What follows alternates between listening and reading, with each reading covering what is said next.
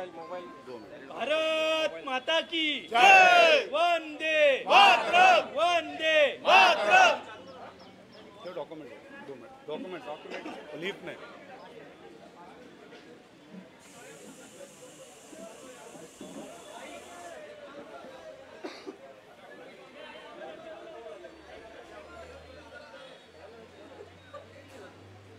आना दे।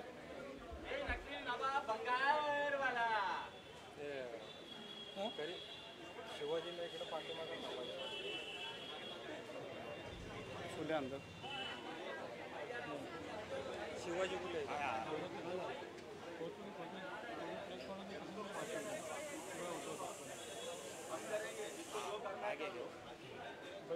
ये इकडे पाठी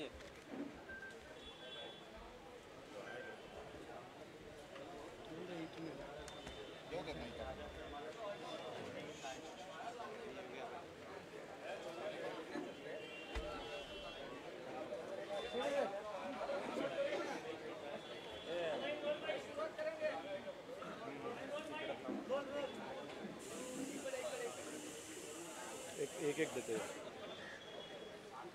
फर्स्ट पहला ये नियुक्ति का के लिए कैसे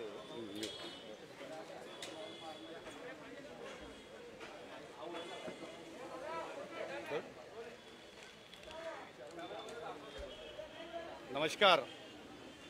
आज महाराष्ट्र के एक भ्रष्ट मंत्री जो महाराष्ट्र भर में 1 महीने से अल्पसंख्यक समाज के मुद्दों को छोड़कर अपने दामाद का दुख मना रहे हैं। पिछले 1 महीने में अल्पसंख्यक के मंत्रालय में मक्खी भी नहीं घूम रही है, क्योंकि वो दूसरों के खिड़कियों में दूसरों की औरतों के झांकने ताकने में व्यस्त है। मैं आपसे इतना कहूंगा कि आज अल्पसंख्यक के मुद्दे पर सविस्तर बात करूंगा। उसके बाद नवाब मलिक के अंडरवर्ल्ड के संबंध पर दूसरी मुलाकात लूंगा। जितनी बात करूंगा, जिस बात में तथ्य है, जिस बात के एविडेंस है, हवा में गोली नहीं चलाऊंगा, क्योंकि मेरे वॉल के पीछे उनका घर है। उस वॉल के पीछे से वो रोज भंगार वाले बमबारी करते हैं। मैं उनसे इतना एक चीज कहूंगा, कुत्ता पालो, बिल्ली पालो, लेकिन गलत फहमी मत पालो। और वो गलत फहमी के शिकार है। उनके परिवार वालों को कहूंगा कि उनके कोई अच्छे हॉस्पिटल में उनका इलाज कराओ, ताकि जिस गलत फहमी का वो शिकार है और पूरे महाराष्ट्र भर में अल्पसंख्यक समाज का भंटा ढार कर रहे। पहली शुरुआत उन्होंने जी की, जैसी मंत्री बने, मंत्री बनते बराबर उन्होंने सबसे पहला जो काम किया, एक रिटायर ऑफिसर अनीश शेख, उन्होंने अपने स्वार्थ के लिए, जो महाराष्ट्र की घटना में कभी नहीं हो सकता, उन्होंने कैबिनेट का परमिशन नहीं लिया। पिछले 25 सालों में कभी भी किसी ने देखा नहीं, सुना नहीं। उस पद पर अपने स्वार्थ के लिए उन्होंने उसको लाकर बिठा दिया। इनलीगल सेंटर गवर्नमेंट के वक्त ने उनको पत्र भी लिखा कि ये नियुक्ति बेकायदेशीर है, ये नियुक्ति हो नहीं सकती। लेकिन अपने स्वार्थ के लिए इनलीगल नियुक्ति महाराष्ट्र के मुख्यमंत्री को विश्वास में नहीं लेते हुए, कैबिनेट का परमिशन नहीं लेते हुए, अध्यक्ष का परमिशन नहीं लेते हुए अनीश शेख की पहली नियुक्ति कर दी, जो बेकायदेशी है। फिर उनके बाद उन्होंने एक पठान करके ऑफिसर लेके आ गया, जो ऑफिसर है डेस्क ऑफिसर, उस डेस्क ऑफिसर को उन्होंने डिप्टी सीईओ बना डाला, क्योंकि उनके पास सारे महाराष्ट्र की मुसलमानों की जितनी जमीन है वो कैसे उन तक के उसकी मालूमात पहुंचे, और कैसे वो मुसलमानों की जमीन को हड़प कर सके, इसका दूसरा उन्होंने एक आदमी तैयार कर दिया। 28 पियून को उन्होंने ऑफिसर घोषित कर दिया। अब बताओ नवाब मलिक कितने होशियार मंत्री है, जो पियून महाराष्ट्र के अंदर जाकर कलेक्टर, कमिश्नर और सभी लोगों से, बड़े अधिकारी से, आला अधिकारी से पियून ऑफिसर बन के बात करेगा। उसकी मैंने जानकारी उनसे मांगी, महाराष्ट्र के मुख्यमंत्री से मांगी, तो तुरंत उसकी जानकारी में जब हमारे पास आई तो पता चला कि ये 28 ऑफिसर मंत्रालय में पियून का काम कर रहे हैं और पियून की पगार ले रहे हैं। अब रही बात मुसलमानों के जितने भी हक के अंदर इतने साल तक के, देवेंद्र जी की सरकार होने दो या इसके पहले की सरकार होने दो या उसके पहले की सरकार होने दो, जितने भी सीओ आए आईएएस, आईपीएस और जज दर्जे के ही लोग आए, जिसकी पगार सरकार देती थी। नवाब मलिक ने अपनी पावर का इस्तेमाल करके मुसलमान को मस्जिद और मदरसों की जो पैसे जुमा के दिन 10 रुपए 5 रुपए जो जमा होते हैं, वो पगार का डिक्लेरेशन कर दिया और कहने लगे कि ये पगार मस्जिदों के अकाउंट से इन सब अधिकारी को जाएगी, सरकार का 1 रुपया नहीं जाएगा। ये अजीब बात एक नजर आई। दूसरी, सबसे पहला इनको अपॉइंट इन्होंने किया। अपॉइंट करने के बाद पहला घोटाला उन्होंने मुमरा में जुम्मा मस्जिद में कर दिया, जिस मस्जिद को सुप्रीम कोर्ट का ऑर्डर है कि ये जगह कभी भी कोई भी किसी भी ट्रस्टी के बिगर किसी को भी भाड़े पे दे नहीं दे सकता। उसमें 9 करोड़ का घपला करते हुए उन्होंने, नवाब मलिक ने 30 साल की लीज पर उस मस्जिद की जगह को दे डाला। उस मीटिंग के अंदर 9 जो बोर्ड के अधिकारी होना चाहिए था, वो एक भी अधिकारी नहीं था। उसमें एक बोर्ड का मेंबर वहां था जिसका नाम था खालिद बाबू कुरैशी। अब खालिद बाबू कुरैशी को जब समझा कि सुप्रीम कोर्ट का आदेश है, ये जगह हम इनलीगल नहीं दे सकते, ये मंत्री को पावर नहीं है, ये बोर्ड को पावर नहीं है, इसकी पूरी सब जांच होने के बाद ये कैबिनेट का निर्णय लेना पड़ेगा और ठहराव लाना पड़ेगा। जब जैसा उसको समझा, उसने सेकेंड डे तुरंत नवाब मलिक को और मंत्रालय को और मंत्रालय की सेक्रेटरी को तुरंत एक मेल करा, सीईओ को एक मेल करा कि आप लोगों ने मुझसे गलत तरीके से ये साइन करवाई है, मैं इसके अंदर आपका साथ नहीं दूंगा और ये तुरंत इसको कैंसिल किया जाए। लेकिन फिर भी ये भ्रष्ट मंत्री ने मुसलमानों की जमीन पे हाथ मारकर उसको ऑर्डर को पारित करके उस जमीन को लीज पर देने का काम कर दिया। तो ऐसा है नकली नवाब। अब दूसरी बात उन्होंने कर दी कि कल्याण के अंदर मजलिसे मुशर्रीन, उसके एक सर्वे सरवा है करते, उनको 1 नहीं 2 नहीं 3 नहीं 32 से ज्यादा कमेटी एक साथ उनके नाम कर दी और उसका जिम्मेदार उसको बना दिया। तो ये अधिकार नवाब मलिक जी आपको किसने दिया? फिर आया पूना का मामला। अब जब पूना के मामले के अंदर एक इसी तरीके का पूना जैसा 9 करोड़ का घपला देवेंद्र जी की सरकार के वक्त ऐसा ही मामला आया था, तो उस वक्त के ऊपर सीईओ पे, डिप्टी सीईओ पर और उस वक्त के वक्फ बोर्ड के वकील पर पटेल, उसके ऊपर एफआईआर हुई थी। वो आज भी फिर रहे।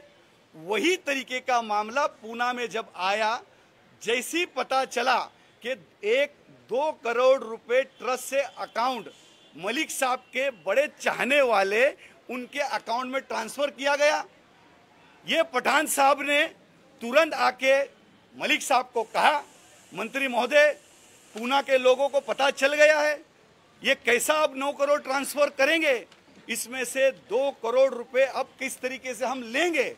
तो जैसे ही पता चला, उन्होंने कहा कि तुरंत उस पैसे को वापस अकाउंट में ट्रांसफर कर दो। वही पैसा वापस में अकाउंट में ट्रांसफर होता है।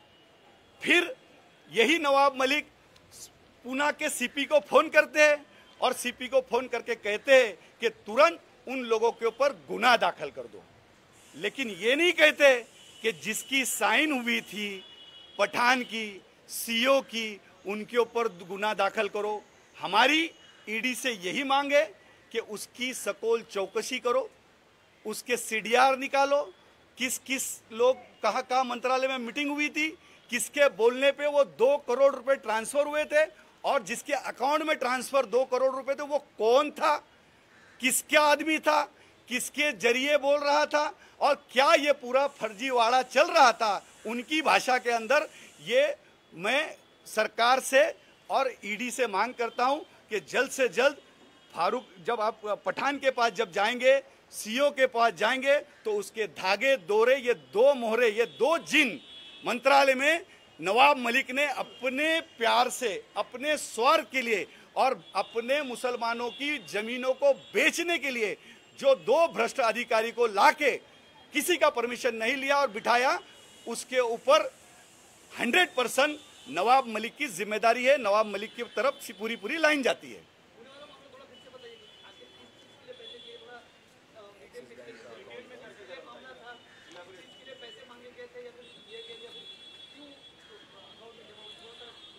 पुणे वाला मामला ये ऐसा इस तरीके का था कि एक ट्रस्ट के अंदर जब पैसे आए 9 करोड़ रुपए जब जो संस्था के अंदर आए और संस्था के अंदर जब पैसे आते हैं, जैसे कि कभी कोई रास्ते में जगह चली गई, कोई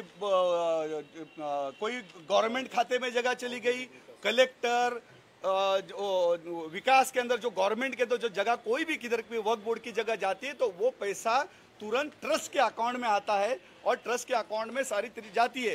पर जो ट्रस्ट है उनकी जिम्मेदारी होती है, लेकिन उससे पहला जब तक के वक्फ बोर्ड के सीईओ, डिप्टी सीईओ और मंत्री जब तक के उसका परवानगी नहीं देते तब तक के वो पैसा वहां नहीं जा सकता, उनके अकाउंट में नहीं जा सकता। ये वो पूरा मामला था जिस मामले के अंदर उनका एक बंदा उस मामले के अंदर इन्वॉल्व था, जिन्होंने कहा कि नवाब मलिक साहब इस मामले के अंदर हमारे अकाउंट में आप ये पैसे ट्रांसफर करो, जिसके अवेज में हम 2 करोड़ रुपए नवाब मलिक को देंगे। ये बात हुई थी, तो उसी तरीके से पूरा प्लानिंग बराबर हुआ। पर 2 करोड़ रुपए आने के बाद जब पूना के कुछ जो लोग थे वक्फ बोर्ड पे, जिनका ध्यान था, जो जागरूक लोग थे, मुंबई के कुछ जागरूक लोग थे, जिन लोगों ने जो इस बात को जैसे ही आवाज उठी, बवाल जैसा हुआ, तो तुरंत डिप्टी सीईओ और सीईओ नवाब मलिक से जाके मिलते हैं और उनको कहते हैं कि मामला बाहर चला गया, ये मामला मीडिया में चला गया, ये मामला लोगों तक चला गया। तुरंत नवाब मलिक होशियार मलिक है और ये होशियार मलिक ने तुरंत कहा कि वो पैसे तुरंत ट्रस्ट के अकाउंट में ट्रांसफर किया जाए। ट्रांसफर जैसे ही पैसे होते उसके बाद यही मंत्री पुलिस कमिश्नर को फोन करते हैं, अल्पसंख्यक मंत्री होशियारी से फोन करते हैं कि जिन जिन लोगों ने ये किया है उसके ऊपर तुरंत गुनाह दाखिल करो। लेकिन ये नहीं बोलते जिनकी साइन के ऊपर ये पैसा निकला है, जिनकी साइन के ऊपर ये पैसा अकाउंट से ट्रांसफर दूसरे अकाउंट में हुआ है, वो भी उतने बड़े जिम्मेदार, उनके कसूरवार है। और उनसे बड़े सीईओ और डिप्टी सीईओ से बड़े कसूरवार महाराष्ट्र के अल्पसंख्यक मंत्री है, नवाब मलिक है, जिनके हाथ में ये खाता है, उनके ऊपर ध्यान होना चाहिए। ये सारी बातें, ये चीजें, फिर उससे बड़ा एक ऐसा उन्होंने कांड कर दिया कि वक्फ बोर्ड की जमीन जो मुसलमानों की है उसके ऊपर उन्होंने ना हरकत प्रमाण पत्र दे दिया कि ये जमीन वक्फ बोर्ड की नहीं है। इस तरीके का काम उन्होंने किया। फिर उसके ऊपर वो पलट गए कि नहीं ये जमीन हमारी है। तो कहीं ना कहीं नवाब मलिक का ध्यान अल्पसंख्यक समाज के ऊपर नहीं है, सिर्फ उनका पूरा ध्यान अल्पसंख्यक समाजों की मस्जिद की जगह, उनकी जगह को लीगल, जो जगह को इनलीगल कराना, इनका एक धंधा ऐसा शुरू है। तीनों का, नवाब मलिक, सीईओ और डिप्टी सीईओ पठान, इन तीनों का एक मिली भगत जो चल रही है मंत्रालय के अंदर, के सारे बिल्डरों को ये फोन करते हैं और कहते हैं कि आप हमको करोड़ों की जमीन, जिस जमीन की कीमत 100 करोड़ रुपए है, उस जमीन को हम 25 करोड़ में आपको दे देंगे और आपको एक सर्टिफिकेट दे देंगे कि ये वक्फ बोर्ड की जमीन नहीं है। इस तरीके का हम डिक्लेरेशन, एक सर्टिफिकेट दे देंगे, ना हरकत प्रमाण पत्र दे देंगे। तो बिल्डर उनके पास चला जाता है, ताबड़तोड़ इनके एक एजेंट बने हुए, वो एजेंट जाकर बिल्कुल सामने खड़े रहकर कहते। और अगर जो ट्रस्टी जब जाते हैं, वो जो ट्रस्टी अगर जाते हैं तो उन ट्रस्टी को कहते हैं कि नहीं उस कमेटी की प्रॉब्लम है। दूसरी कमेटी जब जाती है तो बताइए इस कमेटी की प्रॉब्लम है, और दोनों कमेटी को जब प्रॉब्लम बताते हैं और फिर ये पठान जिसकी इंक्वायरी सीबीआई कर रही है, उस पठान की सामने जाके बैठ के बात करते हैं कि मैं सीओ से बात करता हूं। सीओ कहते हैं कि मैं नवाब मलिक मंत्री जी से बात करता हूं, और जो मोटा पैसा देगा उसके लिए उसके फेवर के अंदर वो ऑर्डर नवाब मलिक देने का काम करते हैं। ये सब बात तो हुई अल्पसंख्यक समाज के भ्रष्टाचार की। मैं आपको कहानी इस तरीके से बताऊंगा कि जिस तरीके से ये पूरे महाराष्ट्र भर के अंदर नवाब मलिक अल्पसंख्यक समाज की जमीनों को लीज पर देने का काम कर रहे, गोडाउन बनाने का काम कर रहे, अपने भंगार वाले रिश्तेदारों को देने का काम कर रहे, अपने रिश्ते से जुड़े हुए लोगों को देने का काम कर रहे। ये लिस्ट, मेरा सवाल है कि ये दोनों जो अधिकारी इनलीगल क्लार्क को डिप्टी सीओ आपने किससे पूछ के बनाया? हमें उसका जवाब चाहिए। एक रिटायर ऑफिसर को, अनीश शेख को, जो घटना में जीआर में कहीं पे भी बैठता नहीं है, किस तरीके से आपने उसको अपने स्वार्थ के लिए किसी से बिगैर पूछे आपने उसको सीओ कैसा बनाया? इसका जवाब हमसे चाहिए। आपने कहा कि 30,000 वक्फ बोर्ड के रजिस्ट्रेशन हमारे पास किए गए। नवाब मलिक साहब, मैं आपसे कहूँगा 30,000 लोगों में से 25,000 लोगों की तकरार अल्पसंख्यक आयोग में मेरे पास आई। 25,000 लोगों ने कंप्लेंट दिया कि हमारे साथ गलत हो रहा है, हमारे जमीनों को बेचा जा रहा है, हमारी जमीनों को इनलीगल बोलकर बिल्डरों को दिया जा रहा है। ये कुछ जगह पे हमारे बुजुर्गों की, मस्जिदों की, मदरसों की, दरगाहों की जो ज़मीन है, ईदगाह की ज़मीन है, उसके ऊपर गाले बना के बेचे जा रहे हैं। इस तरीके की बात लोगों ने, हमारे उलमाओं ने, हमारे बुजुर्गों ने, हमारे पीरों ने जाकर अनीश शेख को मंत्रालय के अंदर नवाब मलिक को कही। तो नवाब मलिक का जवाब आता है कि जो बात करना है औरंगाबाद जाके करो।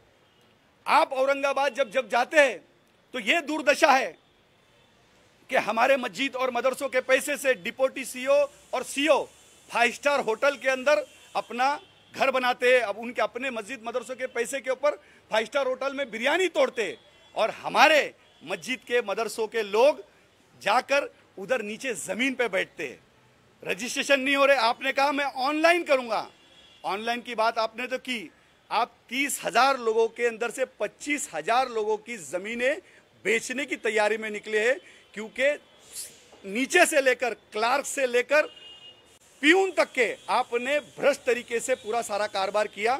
ये सारी लिस्ट, सारी चिट्ठी मैंने सीबीआई के जितने भी लोग हैं, डीआरआई के जितने भी लोग हैं, अल्पसंख्यक समाज के जितने भी आपके आला अधिकारी है, ईडी के जितने भी जो लोग हैं, और खास तौर पर हमने राज्यपाल जी को जाके दिया है। आप इतनी फिक्र मत करो कि ईडी वाले आपके पास मांगने आएंगे। ये हाजी अराफत शेख हर एक चीज़, और जिसके एविडेंस, आप हवा के अंदर गोली चला रहे हो, आप रोज़ बम फोड़ने की बात कर रहे हो। ये हाजी अराफत शेख बम और बारूद को तो जानता नहीं है। संघर्ष करते हुए मेरा जीवन गया, पत्थरों में मेरा जीवन गया। आप नोटिस पे नोटिस भेज रहे। ये हाजी अराफत शेख आपको नोटिस नहीं भेजेगा। ज़रूर पड़े, संघर्ष करना पड़े। तो अगर मेरे समाज का अगर कोई आपने बुरा किया, मेरे समाज की ज़मीनों को बेचने के ऊपर अगर आप बाज नहीं आए, रोकने पे बाज नहीं आए, अगर मेरे मस्जिद मदरसों और मुसलमानों के अगर ज़मीनों के ऊपर आपने हाथ मारने की कोशिश है, तो हाजी अराफत शेख पत्थर लेने का काम जरूर करेगा। ये आपके सामने बोलने में हिचकिचाऊंगा नहीं। ये तो बात हुई अल्पसंख्यक समाज के मुद्दों पर। आप जिस तरीके से सब पे आरोप कर रहे हो, दिन रात आरोप कर रहे हो, सारी लिस्ट है, मीडिया के लोगों की आपने दिवाली खराब की होंगी, लेकिन हो सकता है, मुझे लगता है कि न्यू ईयर आप जेल में मनाओगे। ये तो ज़रूर हम भी देखेंगे, महाराष्ट्र की जनता देखेगी। कि न्यू ईयर आप कहाँ मनाते। अल्लाह से दुआ करता हूँ कि आप जिस तरीके से बोल रहे हो उसमें आप कामयाब हो, और अल्लाह से मैं भी दुआ करता हूँ जितनी बातें एविडेंस के साथ में हम सरकारी यंत्रणा को देंगे उसमें अल्लाह मुझे भी कामयाबी दे। अगर मैं सच होगा तो ज़रूर आप सलाखों के पीछे नजर आएंगे। आपके दामाद का गुस्सा, जिस तरीके से 1 महीना आपने पूरे महाराष्ट्र को गुमराह करने का काम किया, कौन सी चुभन थी, वो सारी बातों के ऊपर इसके बाद आपके अंडरवर्ल्ड से कैसे संबंध है, और एक बड़े पत्रकार का इस महाराष्ट्र में हत्या होती है और उसके अंदर आपका क्या इन्वॉल्वमेंट है, आप क्या क्या किया है, उसका पर्दाफाश हाजी अराफत शेख करेगा। उसके बाद दूसरी चीज़, एक महाराष्ट्र में भंगार वाला आता है, समाजवादी का आमदार बनने के पहले डब्बा बाटली भंगार वाला करते, आप खुद कहते कि मैं घूमता था, गली गली घूमता था, भंगार का धंधा करता था, उसने करोड़ों की संपत्ति कैसी बनाई, उसके ऊपर भी ज़रूर बोलूँगा।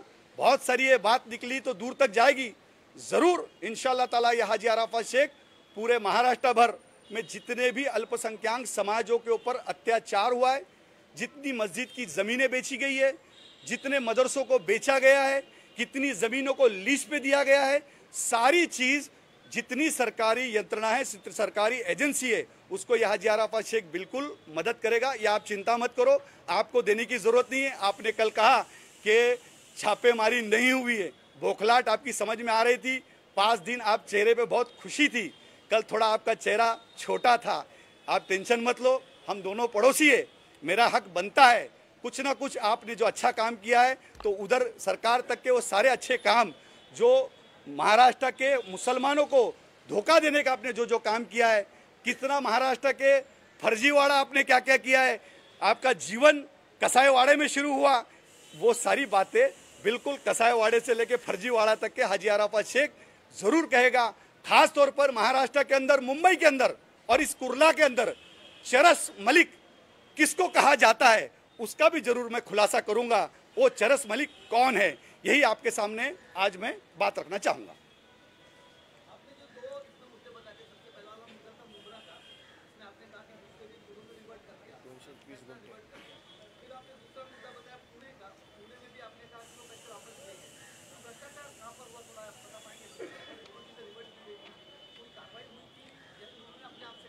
नहीं, बिल्कुल उसमें जिस तरीके से सीओ और डिप्टी सीओ पे भी कार्रवाई होनी चाहिए था, वो डिप्टी सीओ जिसने ऑर्डर किया दोनों जगह पे, मुमरा के अंदर ऑर्डर उन्होंने सामने से बोर्ड के मेंबर ने कहा कि ये इनलीगल है, इसके अंदर मैं नहीं करूँगा, इन्होंने नहीं किया, फिर भी उन्होंने उस जगह को लीज पर दे दी। इन्होंने नहीं, 221 गुंटा मुमरा के अंदर इन्होंने अपनी मर्जी से वो लीज के ऊपर दे दी। एक वक्फ बोर्ड का मेंबर जिसका नाम था खालिद बाबू कुरैशी, जब उसको समझा कि इसमें सुप्रीम कोर्ट का ऑर्डर है और इसके अंदर मैं फंस जाऊंगा, इस मामले के अंदर मुझे कुछ ज़्यादा रकम नहीं मिलने वाली, क्योंकि ये 2 अधिकारी सीओ और डिप्टी सीओ, उन्होंने कहा कि अगर आपने इसके अंदर हमारा साथ नहीं दिया तो हम आपको, आपकी 6 महीना बाकी है, इस पद से हम आपको निकाल देंगे। इस तरीके की बात करके उससे साइन कराते, वो घर जाते, और जब घर जाने के बाद जब वो सारा मामला जब पढ़ते तो उनको समझ में आता कि मामले के अंदर कुछ भ्रष्टाचार है, बड़े पैसे का लेन देन, 9 करोड़ रुपए का लेन देन है।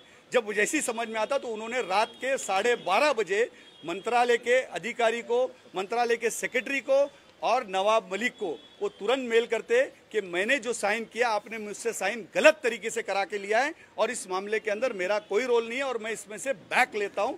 ये होने के बावजूद भी नवाब मलिक ने कोई बात नहीं सुनी और सीओ और डिप्टी सीओ को बोला कि जो होगा मैं देख लूंगा, आप वो जगह दे दो।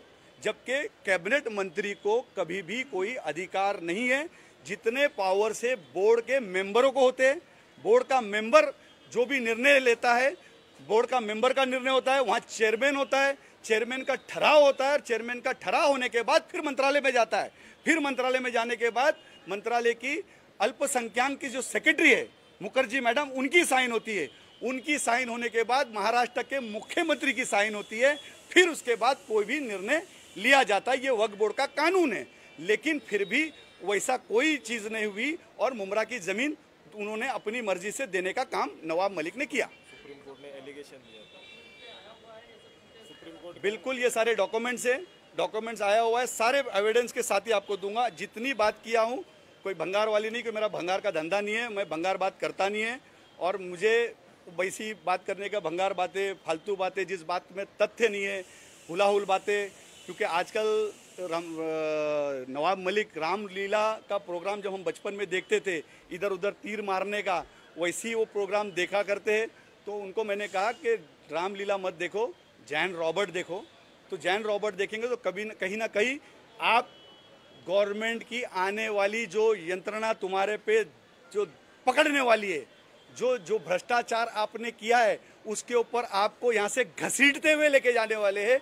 तो उसके ऊपर कम से कम उनका ख्याल होना चाहिए कि जो करेंगे वो भरेंगे। आप प्यार से बात करेंगे तो ज़रूर हम प्यार से बात करेंगे, आप गुस्से से बात करेंगे, हम ज़रूर गुस्से से बात करेंगे। आप मीडिया में बात करेंगे, या हाजी अराफत शेख मीडिया में बात करेंगे, आप भ्रष्टाचार करोगे, भ्रष्टाचार को उजागर करने का ये भी हाजी अराफत शेख पूरी तरीके से, ये महाराष्ट्र का भूमिपुत्र हाजी अराफत शेख जरूर करेगा।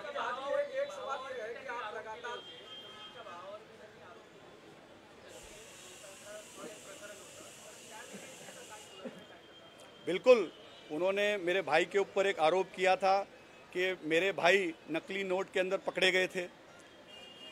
मेरा सवाल नवाब मलिक जी से है, उस वक्त में उन्होंने उस मामले को देवेंद्र जी से जोड़ा कि देवेंद्र जी ने उस मामले के अंदर उनको मदद की।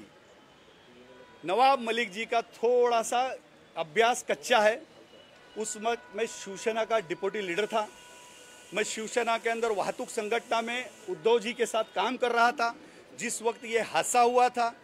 मेरा भाई कांग्रेस का एक बड़ी पद के ऊपर काम कर रहा था, वो लॉ की पढ़ाई कर रहा था। उसको मैकडॉनल्ड में मुझे पता चला कि मैकडॉनल्ड के अंदर किसी अधिकारी ने उसको पकड़ा और लेके गया, वो सारी चीज़ें हुई। उस वक्त कांग्रेस के बड़े पद पे काम कर रहा था। उसके कार्यालय का उद्घाटन करने के लिए कांग्रेस के एक बहुत बड़े नेता जगदीश टेटलर जी आए थे। नवाब मलिक ने कहा कि एक छोटी मोटी छुट भैया पद पे था, अगर कांग्रेस के छुट भैया नेताओं के कार्यक्रम में जगदीश टेटलर जी आते तो कांग्रेस पार्टी कितनी छोटी और कितनी बड़ी है, उसका जवाब कांग्रेस के लोग ने देना चाहिए। उस वक्त जो हुआ, मेरा एक ही बोलना है, अगर मेरा भाई गलत है तो उसको कड़ी सी कड़ी सजा मिलनी चाहिए। और उसने अपनी सजा पाई, कितने साल जेल में रहा। उसके बाद उसको वापस आने के बाद कैफे पोसा में डाला गया, कैफे पोसा की भी उसने सजा काटा।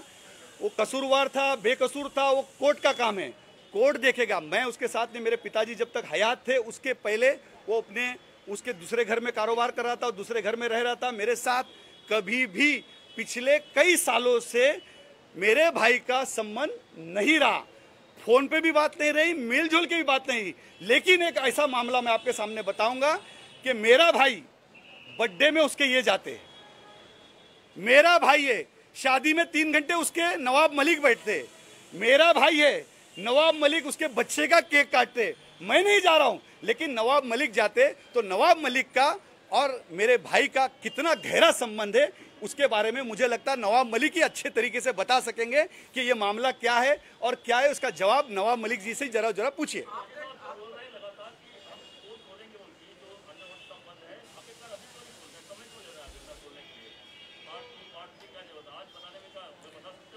नहीं, बिल्कुल, जैसा उन्होंने कहा कि मैं 1 महीना तक के उन्होंने सारी बातें की। अभी ये सारी सवालों का जवाब दो, उनको कहो कि वक्फ बोर्ड के मुसलमानों के बड़े अहम मुद्दे हैं, ये मुद्दे के ऊपर आज मुसलमानों की जगह बेची जा रही है, मुसलमानों की जगह को लूटा जा रहा है, मुसलमानों के छोटे छोटे ज़कात फितरे के छोटे जो चंदा जमा होता मस्जिदों का, उस पैसे की बात है, वो पैसे को लूटने का जो काम करे, ये बहुत आज की तारीख में अल्पसंख्यक समाज के लिए ये मेरे दृष्टि से बहुत अहम मुद्दा है। तो बिल्कुल ये बात करूँगा। 1 महीना आपने उनके वहाँ पे चाय पी है, मेरे वहाँ पे भी शुरकुरमा पियो। मुझे लगता है दिवाली की चकली उन्होंने नहीं खिलाई होंगी, लेकिन मैं सेवई जरूर आपको खिलाऊंगा। तो मेरा भी घर, मैं भी आपका दोस्त हूँ, आपका भाई हूँ, आपको भी थोड़े थोड़े तरीके से मैं भी दूंगा ताकि 2 दिन वो भी सोए। लेकिन मैं इस मीडिया के माध्यम से कह रहा हूँ कि नवाब मलिक साहब, आप मीडिया से भागना नहीं, आप सब सवालों का जवाब देना। जितने दिन 15 दिन या हाजी अराफत शेख आपके साथ बोलेगा, 15 दिन आप भी जवाब देना। इतने 1 महीना उनकी बैटिंग खत्म हुई, अब ये हाजी अराफत शेख 1 महीने के बाद बोलेगा, वो सारे सवालों का जवाब देगा। लेकिन इतना कॉन्फिडेंस के साथ कहता हूँ, इंशाअल्लाह ताला जिस तरीके से सुबह उठते तो उनको मीडिया की आदत है, रात में सोते सोते घर के कैमरे को घुमा के सोते सोते मीडिया की आदत है। लेकिन ज़रूर कहूँगा कि अंडरवर्ल्ड कनेक्शन के बाद नवाब मलिक कैमरे के सामने आने से कतराएंगे, डरेंगे। उन सारे चीज़ों का उनको जवाब देना पड़ेगा। ये कनेक्शन इस तरीके कनेक्शन है, ये कनेक्शन की तार शाहरुख खान तक के जा रही है, वो किस तरीके से चल रहा है। और 1 महीना उन्होंने शाहरुख खान के प्रवक्ता बनके जो काम किया, ये राष्ट्रवादी के प्रवक्ता बनके उन्होंने काम नहीं किया, इन्होंने शाहरुख खान का प्रवक्ता बनके काम किया है। तो शाहरुख खान का क्या उनको इंटरेस्ट था? उनके दामाद का गुस्सा था, या शाहरुख खान ने उनको प्रवक्ता बना के कुछ फंडिंग दी थी, या किसका अंडरवर्ल्ड से उनको फोन आया था? ये सारी चीज 1 महीना काम करने के लिए उसका मैं जरूर सोमवार के दिन खुलासा करूंगा। आज के दिन जुम्मा के दिन इतना ही कहता हूं, नवाब मलिक के लिए इतना आज काफी है। ये जो फाइल दिख रही है, जो थप्पी दिख रही है, ये सारी जो थप्पी है, ये नवाब मलिक जी आप टेंशन मत लेना, ये सब मैं ईडी कार्यालय के अंदर दूंगा। आप आराम से सोते रहो। इंशाअल्लाह ताला 30,000 लोग नहीं, 25,000 लोगों की आपकी कंप्लेंट है। 25,000 लोगों का 2 साल में कितनी जमीन का घोटाला हुआ, आपको सारी चीज़ों का जवाब देना पड़ेगा। और मुसलमानों की मस्जिद, मदरसा, दरगाहों की ज़रूर आपको बदवा लगेगी। और उम्मीद करता हूँ आप जल्द से जल्द, आपके जैसे होम मिनिस्टर है, आपके बहुत निकट दोस्त है, निकट एकदम प्यारे भाई है, उनके बाजू में आपका कमरा तैयार किया जा रहा है। ज़रूर आप उस कमरे में जाके आराम करेंगे और हम देखना चाहेंगे कि ज़रूर और ज़रूर कितने जल्दी आप उस जगह जाते हैं। ये महाराष्ट्र का मुसलमान अल्पसंख्यक समाज देखना चाहेगा। हाजी भाई, आपने कहा कि एक पत्रकार, जो बड़े पत्रकार थे, उनके हत्या में ही कहीं न कहीं अंडरवर्ल्ड लिंक था और उसके साथ नवाब मलिक का कनेक्शन भी आपने जोड़ा। किस तरीके से और क्या था? बिल्कुल, आप चिंता मत करो, आज इतना ही करेंगे। कल दूसरी बार जब आप मिलेंगे तो ज़रूर ज्येष्ठ पत्रकार, बड़े पत्रकार जिनका नाम मुंबई शहर के अंदर था, और ऐसे पत्रकार की हत्या होती है, और ऐसे पत्रकार की हत्या के अंदर हत्यारों के साथ किस तरीके से उनको मदद किया जाता है, और उन हत्यारे को जो हिंदुस्तान से वांटेड है, जिसकी सीबीआई तलाश कर रही है, उसके साथ किस तरीके से काम कर रहे, उनका क्या संबंध है, उनके भाई कप्तान मलिक का क्या संबंध है, शाहरुख खान का क्या संबंध है, उसका जरूर इंशाअल्लाह ताला हाजी अराफत शेख खुलासा करेगा। खुलासा नहीं, पुरावे देगा। वो फोटो देते मैं वीडियो दूंगा।